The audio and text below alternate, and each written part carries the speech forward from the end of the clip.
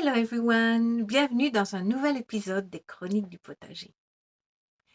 Il existe différentes façons d'exprimer son amour à l'autre. Bien souvent, nous commettons l'erreur d'exprimer notre amour à l'autre de la façon dont on aimerait qu'on nous l'exprime.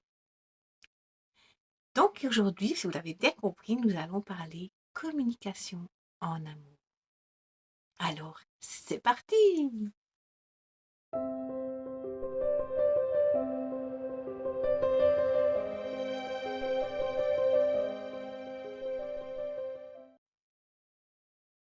Pour ceux qui ne me connaissent pas encore, je suis Catherine, je suis énergéticienne et je me définis comme une alchimiste du bonheur. Selon Gary Chapman, conseiller conjugal, il existe 5 langages de l'amour. 5 langages pour exprimer à l'autre qu'on l'aime. 5 comportements pour exprimer à notre partenaire notre façon de l'aimer. Mais bien souvent, nous attendons de notre partenaire qui nous aime de la façon dont on voudrait être aimé, et vice-versa, nous leur exprimons notre amour de la manière dont nous voudrions être aimés. Mais nous sommes tous différents et nous avons tous une façon d'exprimer cet amour. Et quels sont ces 5 langages? Nous avons les paroles valorisantes, les moments de qualité, les cadeaux, les services rendus ou le toucher physique. Le premier langage, les paroles valorisantes. Alors, on peut donner des compliments, on peut reconnaître l'effort fourni, on peut l'encourager dans ce que cette personne fait, on peut le remercier quand il fait un geste. Si ton ou ta partenaire a ce langage, ça veut dire que lui, il attend ça en retour.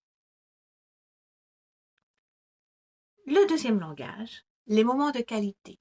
Donc, c'est des moments qu'on va partager avec cette personne. On peut aller au cinéma, on peut aller au restaurant. Si cette personne aime aller se promener, on va se promener avec elle. Si cette personne aime jouer à la pétanque, ben on va le voir jouer à la pétanque et pourquoi pas jouer à la pétanque avec. Si lui en retour se comporte de cette façon-là, c'est une preuve qu'il aimerait qu'on se comporte comme ça avec lui. Le troisième langage, c'est les cadeaux.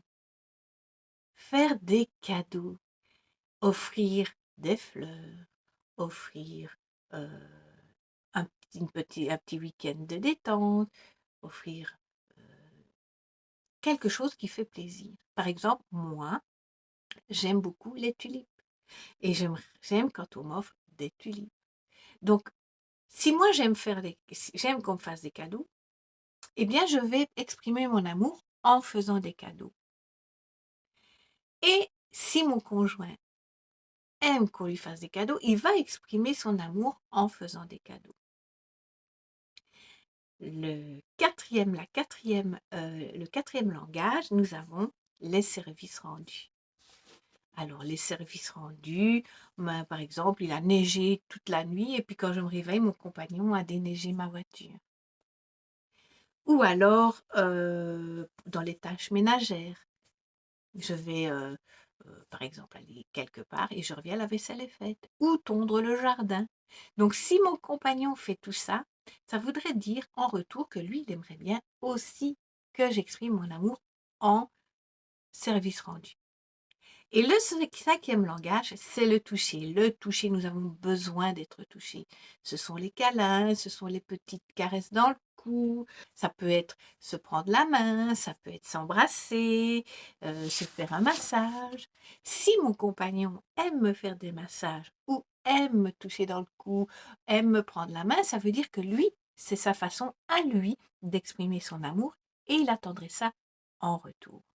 Donc, pour pouvoir bien communiquer entre couples, mais ça peut aussi être valable pour les enfants, ça peut être valable avec les amis, il suffit de poser les questions. Donc, qu'est-ce que mon partenaire ne fait pas et qui me blesse? Qu'est-ce que, euh, qu'est-ce que je demande le plus à mon partenaire? Qu'est-ce que mon partenaire me demande le plus? comment moi, j'ai l'habitude d'exprimer mon amour. Et dans ce langage amoureux, qu'est-ce qui prime? C'est la communication.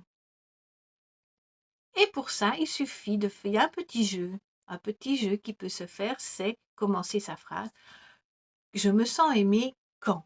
Je me sens aimé quand tu tonds la pelouse. Je me sens aimé quand tu sors les poubelles. Ça, ce sont les services rendus. Ou je me sens aimé quand tu m'apportes un bouquet de fleurs. Ou je me sens aimé tu, euh, quand tu m'apportes mon gâteau préféré. Ça, ce sont les cadeaux. Ou je me sens aimé quand tu me prends dans tes bras. Je me sens aimé quand tu me prends la main quand on marche dans la rue. Ça, ce sont les contacts physiques. Ou je me sens aimé quand tu me dis que tu es fier de moi. Je me sens aimé quand tu me dis que je suis belle. Je me sens aimé quand tu me dis que tu es bien habillée. Ça, ce sont les paroles valorisantes. Ou alors, je me sens aimé quand, euh, ben, quand tu m'accompagnes à ma partie de pétanque, où je me sens aimée quand tu m'emmènes au cinéma, où je me sens aimée quand tu m'invites au restaurant. Et ça, ce sont les moments privilégiés. Ça, c'est exprimer sa façon dont on se sent aimé. Et on demande ça à son partenaire en retour. Par exemple, lui, il va se sentir aimé si je l'accompagne à son cours de pétanque. Et ainsi, on va décrypter le langage de l'amour de son conjoint ou de ses enfants ou de ses amis. Et alors, ça va devenir un petit rituel et se dire, ah ok, lui ou elle se sent aimé quand. Donc, faire en sorte d'aller dans ce sens. Et à force de le faire, ça va devenir une habitude et les échanges vont être fluides et il y aura beaucoup moins de frustration, voire plus de frustration. Donc, encore une fois, on en revient à la même chose, c'est la communication. Mais quand on arrive à décrypter le langage de l'autre, eh bien, c'est du bonheur. On évite des frustrations, on évite des disputes, des non-dits, des bouderies. Ça devient fluide, 5 langages. Donc, je les répète, il y a le premier, les services rendus. Le deuxième, c'est les moments privilégiés. Le troisième, ce sont les cadeaux. Le quatrième, ce sont les mots valorisants. Et le cinquième, c'est le toucher physique. Alors, vous, quelle est votre façon d'exprimer votre amour ou quelle est votre façon dont vous aimeriez qu'on exprime son amour pour vous? Ça vous parle? Discutez-en avec votre conjoint et vous verrez, c'est un jeu ludique et c'est très très agréable et on peut faire plaisir à l'autre plus facilement.